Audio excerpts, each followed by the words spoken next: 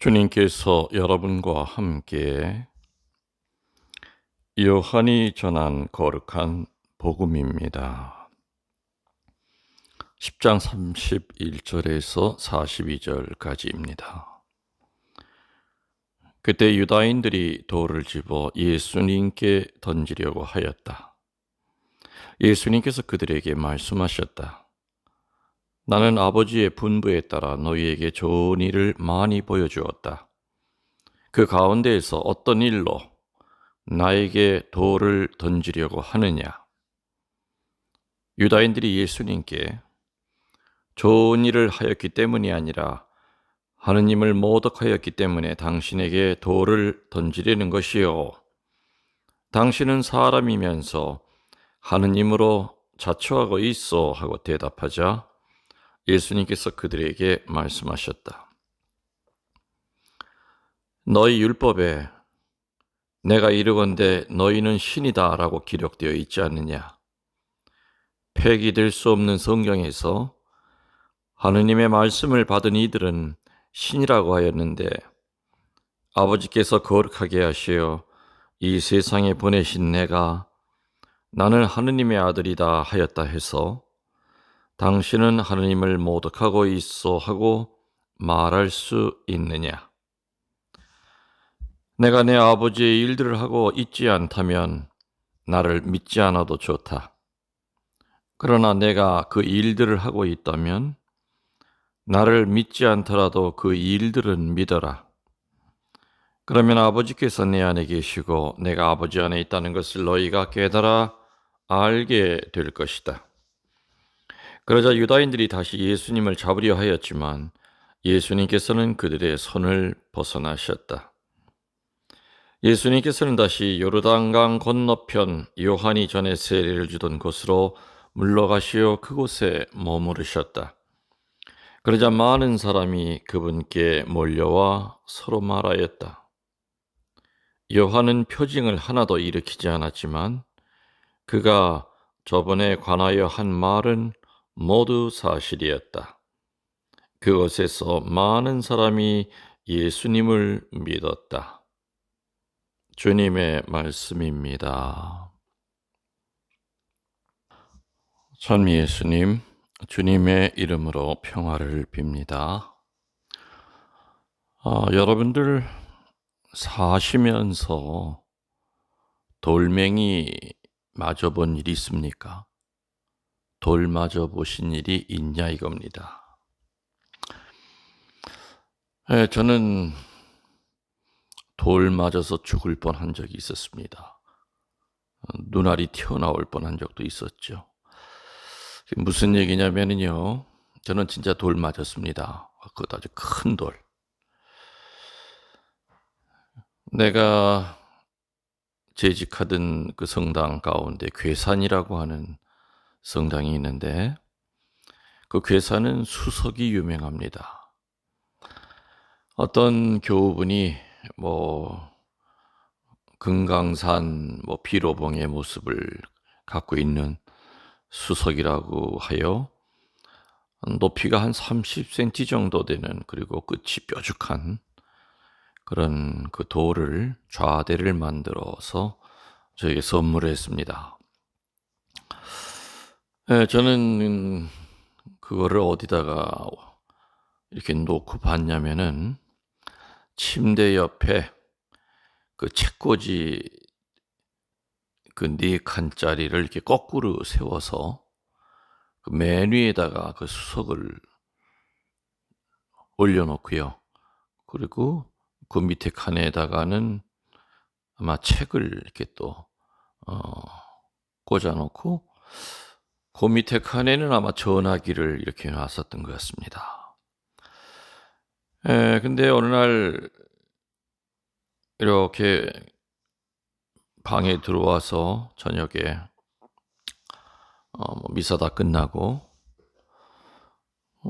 이렇게 그 책꽂이를 보니까 책꽂이가 그 밑에가 조금 들떠 있었습니다. 왜 들떴나 그랬더니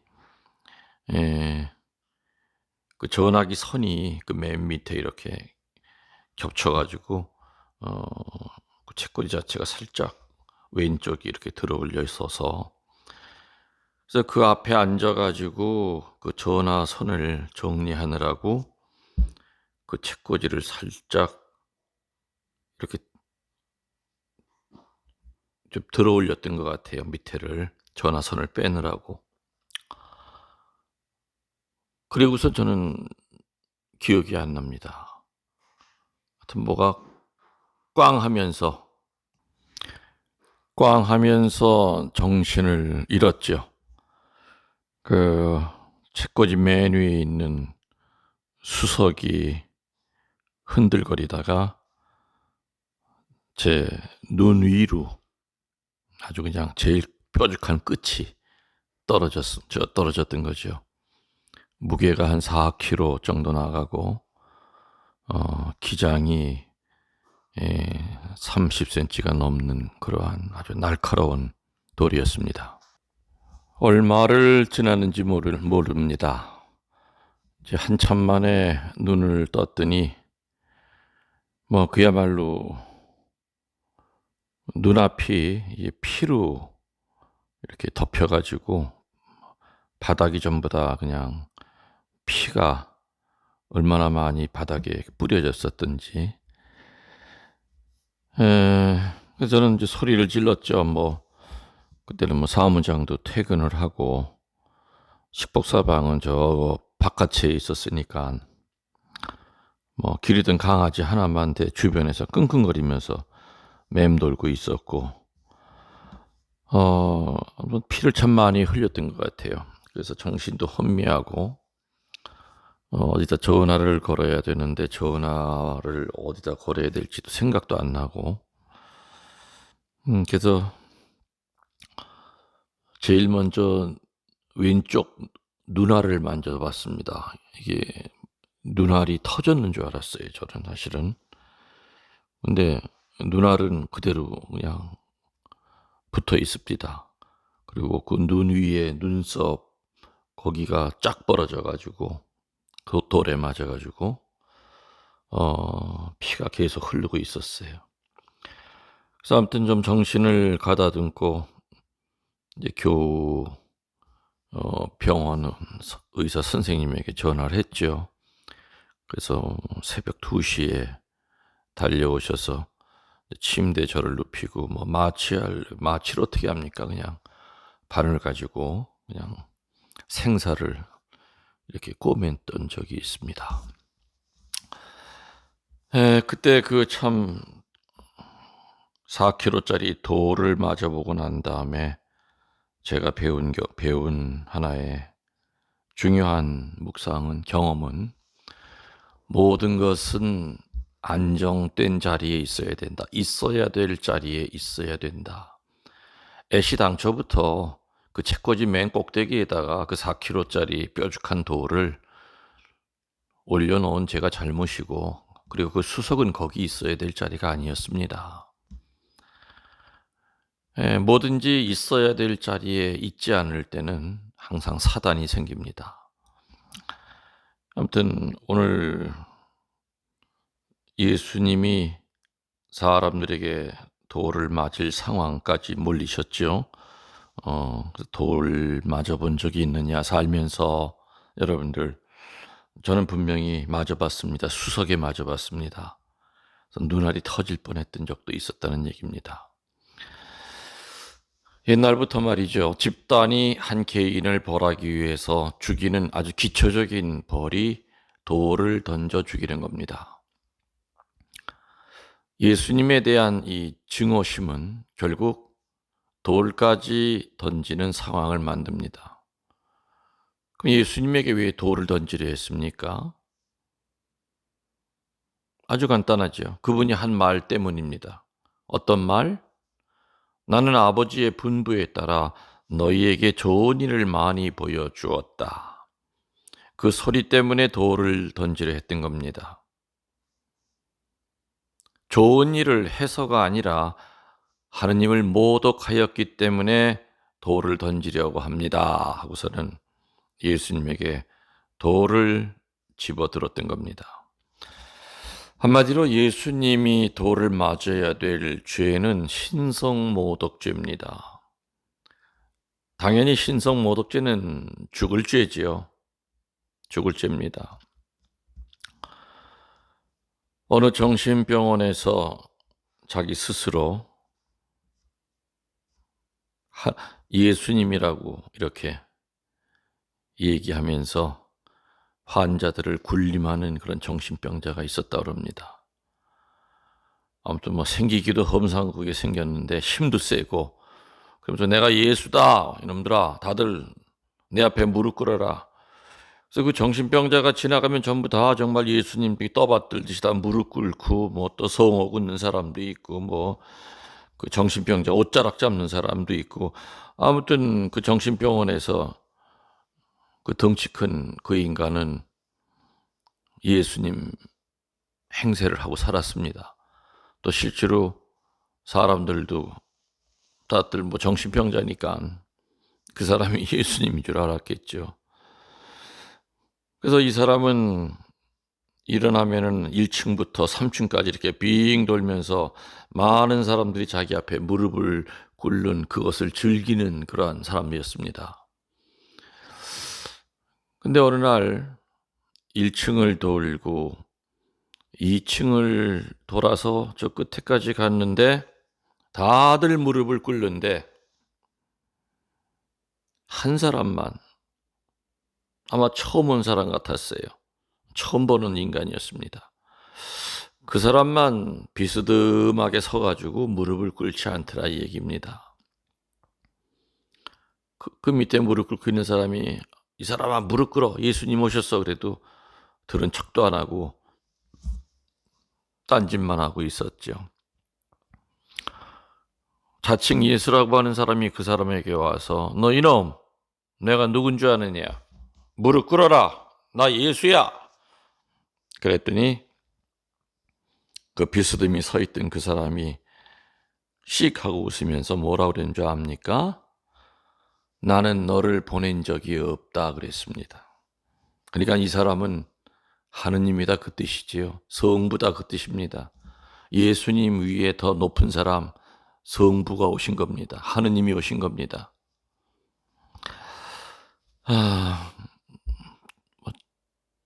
안 웃으십니까? 아직도 이해가 안 되십니까? 정신병원에서 소위 성부가 나타나니까 그 성부 입에서 나는 너를 보낸 일이 없다 이렇게 얘기했다고 합니다. 나중에 생각하시면서 웃으시면 됩니다. 아무튼 오늘 복음에서 보면은 예수님의 입장에서 보면은 정말 답답할 노릇입니다. 내가 진짜 메시아인데, 내가 진짜 성자인데 믿어달라고 그렇게 얘기했는데도 안 믿으니, 그래서 하느님만이 할 수 있는 수많은 기적을 보였는데도 안 믿고 신성모독죄로 몰아가니 정말 예수님 입장에서는 답답하기 이를 데 없는 노릇이었을 겁니다. 또 유대인들 입장에서 보면은 저 인간이 계속 헛소리를 하고 뭐 자기랑 어쩌고 저쩌고 하느님의 아들이고 어쩌고 저쩌고 계속 헛소리를 해야 되니 다시 잡으러 들었습니다. 근데 오늘 복음에 보면은 그들의 손을 간신히 벗어나서 어디로 갔다고 그랬습니까? 요르단강 건너편 세례받았던 곳으로 가서 머무셨다. 한마디로 피신하신 겁니다.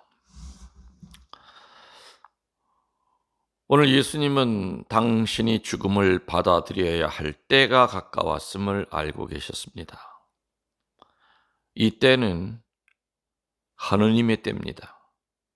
하느님의 때는 거역할 수 없는 시간입니다. 이 거역할 수 없는 이 때가 가까이 왔음을 알고 계셨죠. 그래서 세례받았던 요르단강으로 가신 겁니다. 이 요르단강은 세례자 요한이 세례를 베풀었던 것입니다.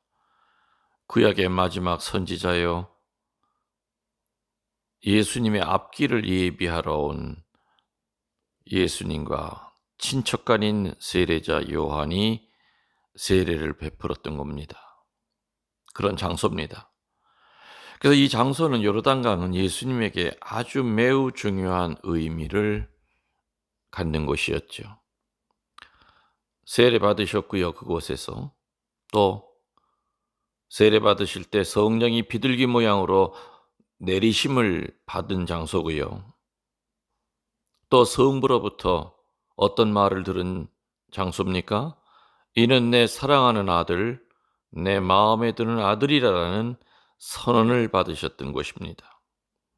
한마디로 인간을 구원하시는 공적 생활을 시작하셨던 거룩한 장소였습니다. 여러분들의 삶에 어떤 문제가 닥쳤을 때 때때로 자기와 인연이 있었던 것을 찾아가서 무엇인가를 정리해 보신 적이 있으십니까? 정말 힘들고 어려울 때는 찾아가야 될 바로 그 장소. 저는 사제 생활을 뒤돌아보면은 부임하는 곳마다 힘들지 않은 곳이 한 군데도 없었습니다. 그러나 제일 힘들었던 것은 그 30대 초반에 그 어린 나이에 군종 신부로서 첫 번째 성당을 지었던 그때가 제일 힘들었던 거라고 생각이 됩니다. 그곳에서 있었던 이야기는 아마 제 피정 때 얘기가 많이 됐기 때문에 그곳에서 얼마나 힘이 들었는지, 그 어린 신부가 그 옛날에 군종 교구가 있던 시절도 아니었고, 저 최전방에서 그 성당을 지으려고 서울로 어디로 그야말로 동냥하듯이 각 성당마다 다니면서 정말 어렵게 지었고, 또 그 와중에 또 그 돈을 또 사기치는 사람이 또 나타났고, 또 그 와중에 수녀원에 보내려고 했던 간호장교가 또 그 당시 권력기관의 장에게 또 폭행을 당해서, 아무튼 또 그 당시는 참 서슬이 시퍼렀던 그들이었습니다. 그래서 정말 겁도 없이 그 권력과 저는 맞서 싸웠었죠.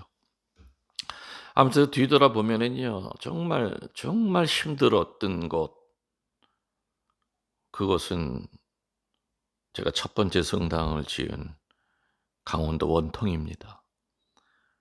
원통에서도 그 성당이 들어앉은 자리가 있는 천돌이라고 하는 그 부대 옆에 그 성당이죠. 저는 그래서 1년에 한 번 정도는 그곳을 반드시 찾습니다.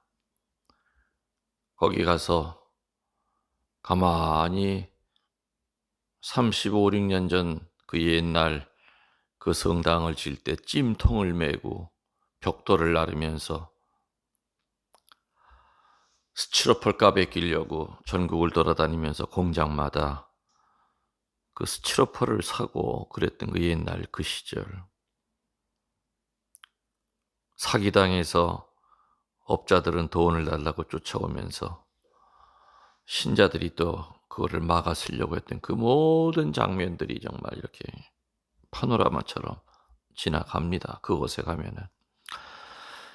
근데 그 성당도 안타깝게 재작년에 이제 다 부쉈다고 그럽니다. 한 37년이 되니까는 비도 새고, 그때 참 어렵게 지었기 때문에 성당을 잘 지었다고는 저는 얘기를 할 수 없습니다. 그러다 보니까 오래되니까 성당을 부술 수밖에 없었습니다라고 군정단에서 저에게 양해를 이렇게 구하는 얘기가 몇 년 전에 왔었죠.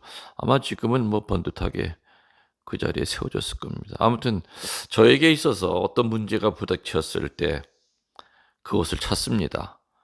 그리고 이곳에서는 아이고 얼마나 어려웠는데 지금 김신부 네가 당하는 거는 그때 옛날에 비하면 이건 고통도 아니다. 어려움도 아니다. 힘내라.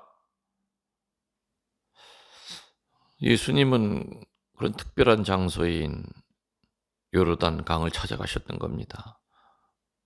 제가 첫 번째 본당 지은 그 장소에 힘들 때마다 찾아가서 용기를 얻고 또 다시 힘을 내서 오듯이. 창세기 35장 1절에서 5절에 보면은요, 야곱은 자기 삶의 길이 막히고 모든 일이 좋지 못한 방향으로 돌아가고 있을 때 야곱이 하느님을 만났던 장소가 베델이었습니다. 그 베델로 돌아가서 안정과 살 길을 되찾았던 겁니다. 야곱에게 있어서 다시금 삶을 정리하는 장소는 하느님을 만났던 바로 베델이었습니다. 예수님 역시 자신의 십자가상 죽음이라는 그 종말을 내다보시면서 첫 출발점이었던 요르단강으로 되돌아가셨던 겁니다. 자, 그러면 우리도 우리의 삶 속에서 어려움을 만났을 때 어떻게 해야 되겠습니까? 자신의 삶에 중대한 결단을 내려야 할 시기를 맞이했을 때 어디에서 힘을 얻어야 됩니까? 정말 사막 한가운데서 어디가 동서남북인지도 모르고 또 캄캄한 밤 빛 한 줄기 없는 그런 외로움을 느낄 때 여러분들 어디서 힘을 얻으셔야 되겠습니까? 첫 번째는 십자가 앞입니다. 여러분의 방 앞에 있는 십자가, 또 제가 은퇴 선물로 드렸던 손십자가, 아무튼 우리들은 십자가 앞에서 힘을 얻어야 됩니다. 두 번째는 성체 앞입니다. 성체의 조배죠. 성체 앞을 찾아와야 됩니다. 작은 빨간 등 그 옆에 감실 안에 계신 예수님 앞에 앉아 있을 때, 무릎 꿇을 때 우리는 상상도 할 수 없는 위로와 힘을 받습니다. 아무도 없는 조용한 성당에 맨 앞자리에서 성체 앞에 앉아 있을 때 그 행복을 여러분들 느껴보고 계십니까? 세 번째로는 성모님 앞으로 나가야 됩니다. 힘들고 어려울 때 성모님의 치맛자락을 잡고 그분에게 도움을 청해야 됩니다. 아무리 힘들어도 로사리오를 놓치면 안 됩니다. 묵주를 놓치면 안 됩니다. 네 번째로는 말씀 앞으로 나와야 됩니다. 이 세상에 많은 책들은 지식을 전달해주고 있지만 말씀은 우리를 치유시켜 줍니다. 그리고 말씀은 우리를 구마시켜 줍니다. 마지막으로 다섯 번째, 자기의 양심 앞으로 나와야 됩니다.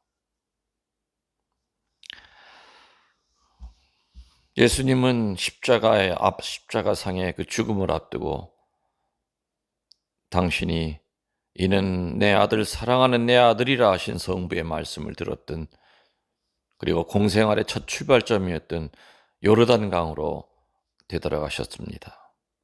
우리도 역시 지금 얘기 드린 대로 십자가 앞으로 갑시다. 성체 앞으로 갑시다. 성모님 앞으로 다가갑시다. 또 말씀 앞으로 다가갑시다.